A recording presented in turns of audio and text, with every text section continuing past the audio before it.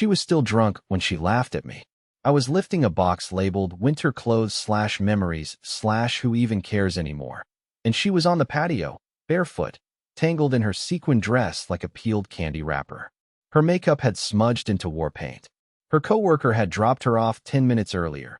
Ty or Tyrell or something that starts with the same letter as trash. She clapped at me. Clapped.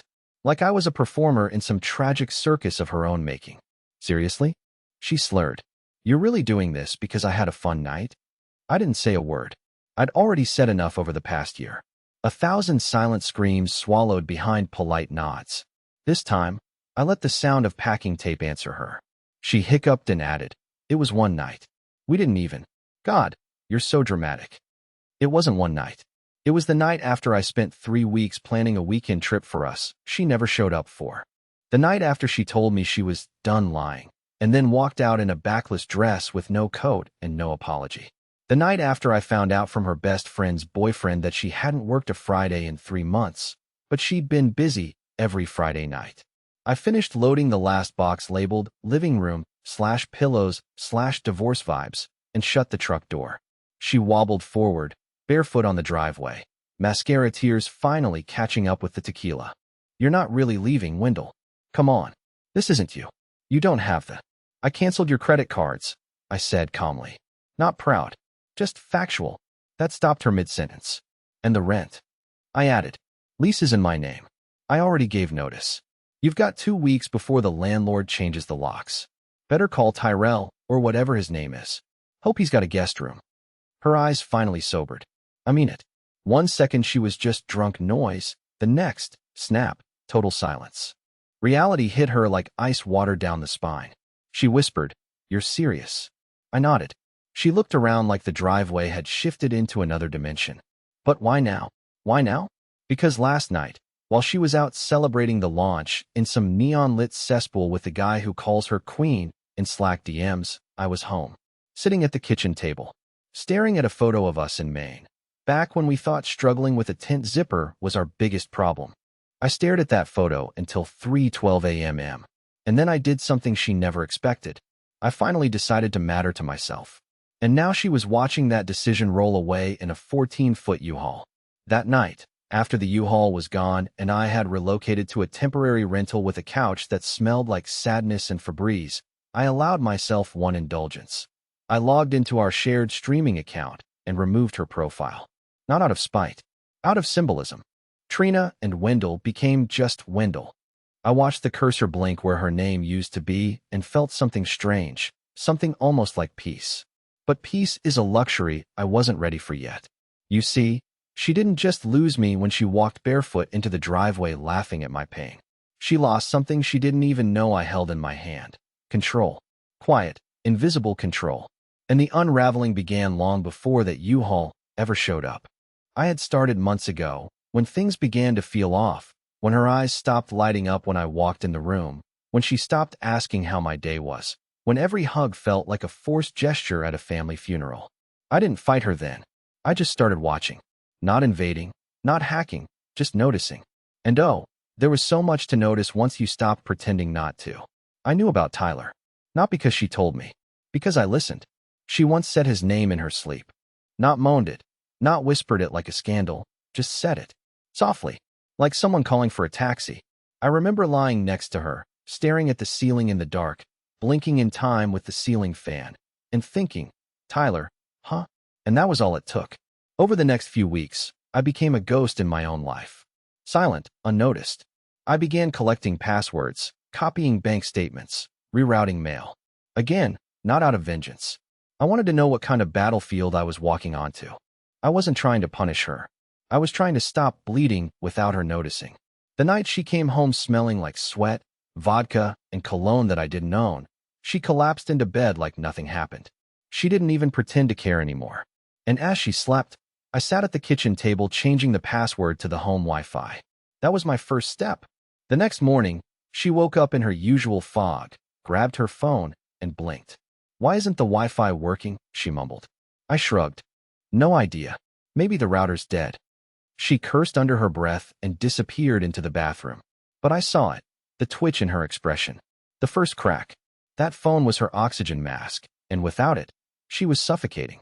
She couldn't text him. She couldn't check if he had messaged back.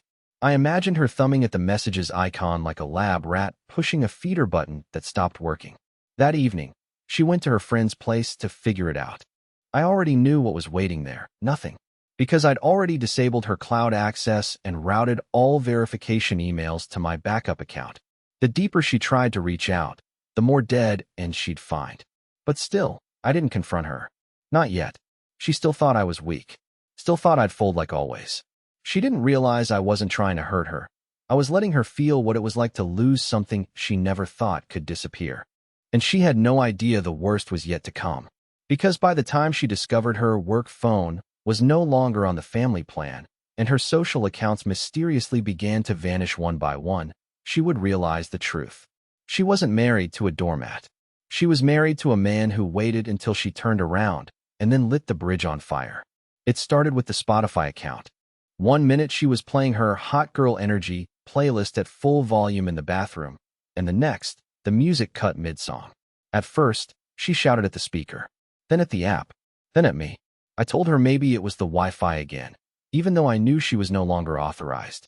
I'd changed the password, the email, and the recovery number weeks ago. Then it was her Gmail, then Netflix, then Venmo. Every time she reached for a piece of herself, a little digital fingerprint of her curated, manicured online world, it was gone. Just gone. Like her existence had quietly been cut from the internet with a scalpel. And still, she didn't know it was me. That's the thing about people like Trina. When they assume you're weak for long enough, they stop looking over their shoulder. They mistake silence for surrender.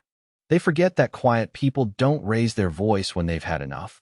They just leave the door open and let the storm in. But she was starting to feel it now. The shift. She came home that Thursday earlier than usual. No silver dress. No lipstick. No high energy, fake stories about brainstorming sessions with Tyler at a 24-hour co-work cafe. Whatever the hell that even meant. She walked in quiet, and for once, she looked tired in a way that makeup couldn't fix. I was sitting at the dining table again, pretending to read a book I'd already finished. She hovered for a minute behind me. I didn't say a word. I think someone hacked my stuff, she said finally. I turned a page, slowly. Weird. It's not just one thing. I can't get into anything. Instagram says my username doesn't exist. I nodded like she was telling me about the weather. That's strange. She paused, and I could feel her staring at me, waiting for a flicker, a twitch, a sign. But I gave her nothing. Not because I was smug, because I was exhausted.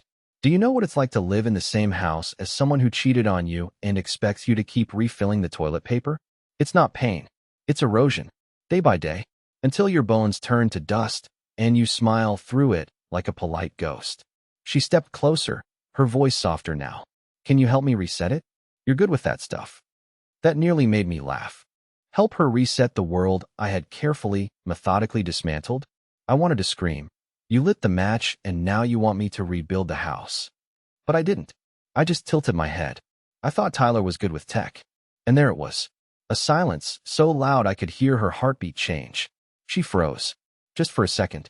But that's all I needed. Her pupils shifted. Her lips parted. Her hand twitched like she was reaching for an excuse that wasn't loaded yet. I don't know what you think you know, Wendell, she started, that old defensive tone creeping in, the one she used when caught in a lie she hadn't fully prepared for.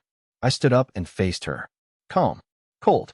My voice wasn't raised. It didn't need to be. I know enough to disappear you from your own life without touching a single strand of your hair. She stared at me like I had grown a second head. And maybe I had.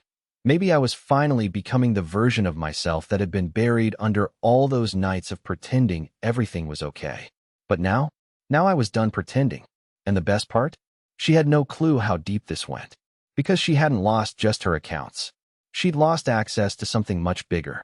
And the next morning, she was going to wake up and discover that the job she used to cheat on me no longer existed. I imagined the scene vividly. Trina stepping into the lobby of that glass tower downtown, high heels clicking confidently, iced coffee in hand, probably still texting someone she shouldn't. The same hand that used to rest on my chest when she'd say, I love you, now carrying caffeine and lies. She would have smiled at the security guard like she always did, probably made some half-flirty joke about the weather, then swiped her keycard at the turnstile like every other Monday. And then nothing. A red light. A dull beep. Try again. Beep. Again. Beep. I didn't see it in person, of course, but I felt it, because I was the one who submitted the anonymous security audit tip to their HR department 6 weeks earlier. I told them that one of their employees had been using company tools to conduct extracurricular communication during working hours.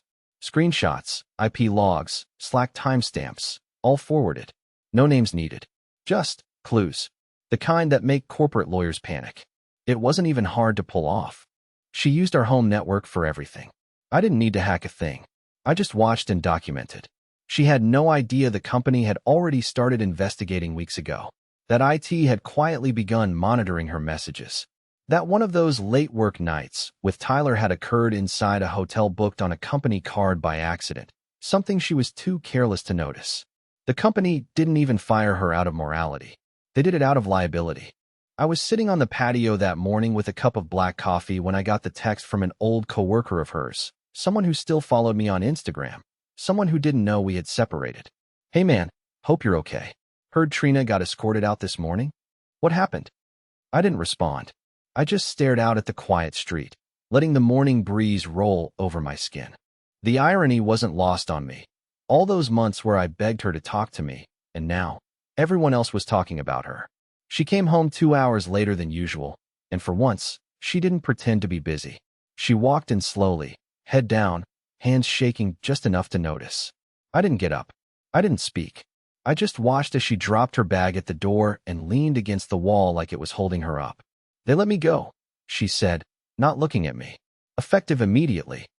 I nodded. "They said there was an internal investigation," she continued. "Someone accused me of using company systems for personal." "I don't even," she trailed off. I let the silence stretch, and she finally looked up at me. Her face wasn't angry this time. It was scared. And for the first time since this whole thing began, I saw it.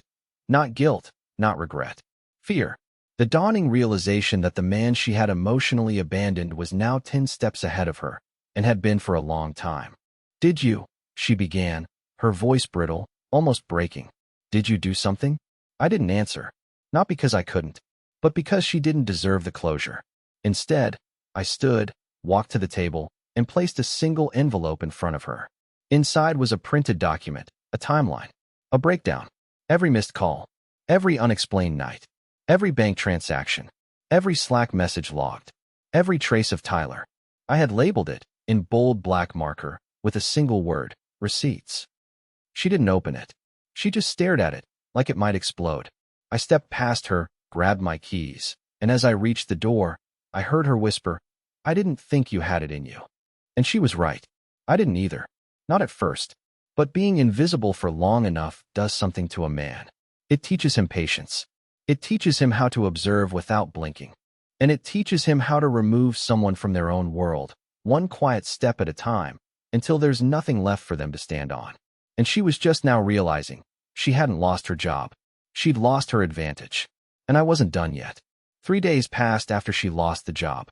She spent most of it in bed. No mascara. No fake smiles. Just curled up like someone had pulled the plug on her life. Occasionally, she'd shuffle to the fridge, microwave something, and shuffle back. She didn't ask where I was going. Didn't ask if I was staying. I think some part of her knew, really knew, that something was coming, but she didn't know from where. That was always her weakness. Trina only saw danger in people who shouted. She never considered that the quietest man in the room could be the one carrying the matches. And now, it was time for the next fire. On Sunday, I took a drive out to the one place she never thought I'd go, her mother's house. Now let me explain something. Her mother, Delia, thinks Trina is a saint. Always has. The golden child. Trina could steal a cop car and set it on fire in the middle of a church parking lot, and Delia would still say, "My daughter has a good heart." And me? I was always the boring husband. Stable. Predictable. A man with steady hands and no flair. You know, the type of man mothers tolerate because he always returns their daughter on time. Delia opened the door wearing an apron that said Queen of the Kitchen and a smile that faded the moment she saw me standing alone, no Trina beside me. I asked if we could talk.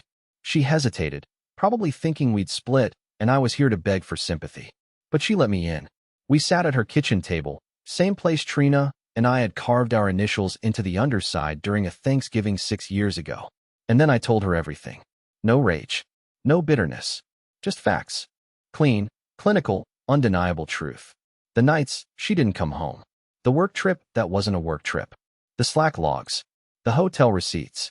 The messages with Tyler, some of which, and I'm not kidding, were so disgustingly saccharine they felt like bad fan fiction. I didn't even have to embellish. I just let the evidence speak.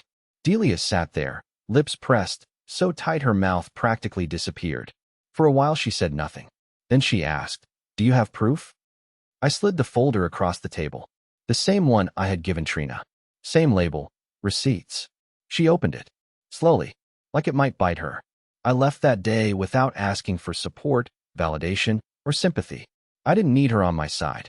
I just needed her to know, to see her daughter not through the lens of delusion, but reality. I needed Trina's support system to feel the fracture. Because what good is an echo chamber when the walls start falling down? By the time I got home, Trina was sitting at the kitchen table, phone in her hand, eyes wide. Her posture wasn't relaxed anymore. She looked cornered. "You went to my mom's house?" she asked. No anger, just shock. I hung my jacket by the door and nodded. She deserved the truth. Same as me. She stood up, voice trembling. "You had no right." "No." I stepped toward her, and this time, I didn't flinch. "No right to tell the woman who praised your integrity at every holiday dinner that her daughter was cheating with a coworker in a Marriott off exit 14? No right to show her what I saw in our living room at 3 a.m. while you were busy pretending not to exist in this marriage?" She sank back down, speechless. I continued, voice even and deliberate, like I was reading off a menu. "She told me something interesting, by the way. She said she always thought I was too nice for you. I think she meant it as an insult. I took it as confirmation. And then I said it, the line that hit her harder than anything so far. Because being too nice is exactly what made me dangerous." She didn't sleep that night. I know because I heard her pacing upstairs. She called friends. None answered. She tried texting Tyler. Yes, I saw the screen reflection in the window, but his messages had stopped 2 days ago. I already knew why, but I was saving that surprise for later. And so she stayed in the house, alone with the version of me she never expected, the man who doesn't raise his voice, but still manages to take away everything. She hadn't just lost her job. She hadn't just lost her sense of control. Now she was starting to lose her image, and the lies were rotting from the inside out. And I was only halfway done. By Tuesday, I noticed a shift in the air around her. Not just guilt, not just dread, something worse. A kind of frantic, silent panic you only see in people who just realize the cavalry isn't coming. I'd been watching it unfold quietly, like observing a houseplant slowly dying even though it was still green. She'd stopped wearing makeup. Not for comfort, for control. You see, Trina always used appearance as armor. But now she didn't even bother. She spent her days pacing from room to room, texting, refreshing, redialing. I'd catch glimpses of her staring at her screen, willing it to light up. Every buzz from my phone made her flinch. I knew why, of course. She was waiting for him. Tyler. Her beloved, he's just a coworker who accidentally showed up in our grocery list app once because she was stupid enough to sync him as a contact. She thought I never noticed. She thought I never questioned why a marketing associate was suddenly interested in joint budgeting. But here's the thing. When a woman stops hiding something, that's not freedom. That's arrogance. She assumed he'd protect her, or at least answer. He didn't. By then, I had already spoken to Tyler. Not in person. That would have been too much theater. I reached him through a business alias email I used for freelance consulting. He had no idea who I was. We exchanged 5 emails. He thought I was from a recruitment firm looking for corporate culture feedback on past team leadership. I asked what kind of atmosphere he preferred, whether he'd ever been involved in any non-HR approved relationships with coworkers, and whether he'd consider new opportunities if his current one soured. He was eager. So eager. Like a kid invited to sit at the adult table for the first time. And then, when I dropped the final question, have you ever had to quietly walk away from something before HR found out? The tone shifted. He stopped responding. 2 days later, he deleted his LinkedIn. 3 days after that, Trina couldn't find his number in her phone anymore. I didn't delete it. I didn't have to. He did. She asked me about him that evening, casually, as if it were small talk. Have you, heard anything about Tyler? From work? I was making tea. I stirred slowly. No. Why? Her voice cracked, just slightly, like the first hairline fracture in a windshield. He's not answering. I think something might have happened. Oh. I let the silence marinate, then added, didn't you say he was married? That landed. She flinched like I slapped her. Her eyes searched mine, probably trying to figure out whether I knew everything. She didn't realize she was already living in the fallout. What really broke her wasn't his silence. It was the realization that she wasn't his first betrayal, just his next mistake. Because here's the fun part. You remember that anonymous email I mentioned earlier? The one to her company's HR? There was another version of it. Modified, dated, branded, and sent to his wife. She was an attorney. I made sure of that before I hit send. So while Trina was spinning in circles trying to reach him, he was knee-deep in a living hell of his own, one I never had to witness. I didn't want to. I just wanted the silence. The glorious silence that comes when someone realizes they've burned down their life for a man who wouldn't even text back. By midnight, she was sitting on the hallway floor, barefoot, staring at the wall like it had answers. I think I ruined everything, she said. I didn't disagree, and I didn't console her either. I went upstairs, brushed my teeth, and went to bed. Because when you're finally ready to let go of someone who thought you'd never leave, you don't need closure. You become it. The morning she made breakfast, I knew something was wrong. Not wrong like betrayal, wrong like strategy. I woke up to the smell of eggs, toast, and something sweet. She was humming in the kitchen, quietly, the way she used to before everything fell apart. There were even flowers on the table, cut awkwardly short like she panicked at the last minute and didn't know how to arrange them. She wore the gray cardigan I'd once told her I loved, the one with the small coffee stain on the cuff that she used to hide with her sleeve. She smiled when she saw me like we were in a rom-com's last 10 minutes, like all this could be undone with toast and orange juice. Thought I'd make you something, she said softly. I nodded and sat down. I didn't say thank you. I didn't say anything. I just watched her. We ate in silence, and she tried. She tried to pretend like this was normal. She asked about my work. She mentioned a movie we once watched in year 3 of our marriage, as if I wouldn't notice the sudden nostalgia grenade she was trying to toss into the air between us. She even reached for my hand once, gently, like she was unsure if it was still allowed. And for a moment, I almost let myself forget. For a moment, I wanted to believe in this performance. That people could break everything and then tape it back together with pancakes and polite smiles. That somehow we could return to that version of us before Slack messages and late-night meetings and the smell of another man's cologne in her hair. But I'd already made my decision, and she didn't know it yet. After breakfast, we sat in the living room. She curled her legs under her like she used to on Sundays when she'd read half a chapter of a book and then get distracted scrolling Instagram. This time, she looked straight at me, really looked. I miss us, she said, and for once, her voice didn't carry that sharp, performative edge. It was soft, small, real. I know I messed everything up, but I swear, I didn't mean for it to go this far. I said nothing. I thought you'd always be there, she continued. That no matter how far I drifted, you'd pull me back. You always did before. You were the anchor. And there it was. The mistake. She thought love made me immovable. She thought my silence meant safety. That I was incapable of leaving, just because I had waited so long before doing it. But silence is not weakness. Silence is preparation. And what she didn't know, what she couldn't possibly guess, was that I had already signed the documents.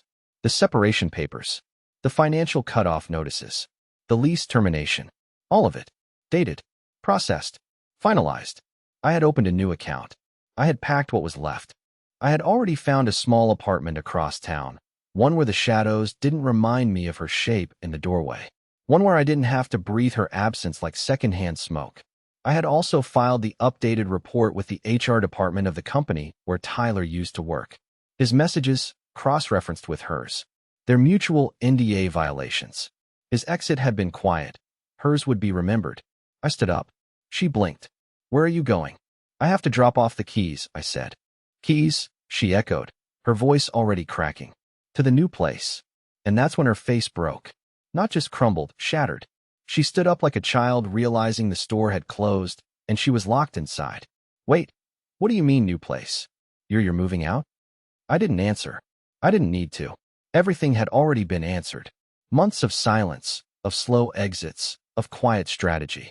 All she had to do was pay attention. But she never did. You're really leaving me? She whispered, stunned, as if I hadn't already been gone for weeks. I already left, I said. And I meant it. She wasn't losing me. She lost me a long time ago. This was just the echo finally reaching her ears. 2 weeks later, I stood in the middle of my new apartment. Bare walls, dusty floor, no furniture except for a secondhand couch and a coffee table made of reclaimed wood that looked better in the photos than in person. The light was different here. Softer. It came through the windows like it didn't have to prove anything. Like it belonged. I didn't cry. I didn't laugh. I just exhaled.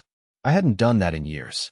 I sat down on the floor with a cup of tea and let the silence settle in. Not the kind of silence that suffocates, but the kind that wraps around you like a blanket you forgot you owned. Outside, I could hear faint traffic and a dog barking somewhere down the street. It wasn't much, but it was mine. No secrets. No tension. No pretending everything was okay while dying inch by inch inside my own home. I hadn't heard from Trina since I walked out. Not a message. Not a call. Not even a half-hearted, "I'm sorry" text. I don't know if that was pride or shame, or maybe just a sign she finally understood that words weren't going to fix what actions destroyed. I thought I'd feel angry. I thought maybe I'd wake up one night and want to scream or call her or beg her to tell me it was all a dream, that she'd made a mistake, that we could still make it. But that feeling never came. Instead, something else did, space. And in that space, I remembered who I was before all of this. Before I became background noise in my own marriage. Before I let myself become the afterthought to someone who couldn't even remember to look me in the eyes anymore. Before I spent every day trying to decode silence instead of just speaking my truth. I started going to the gym again. Nothing crazy, just walking on the treadmill, getting my heart moving, letting the endorphins do their job. I signed up for a cooking class and burned the first 3 meals so badly the instructor asked if I was trying to create a smoke signal.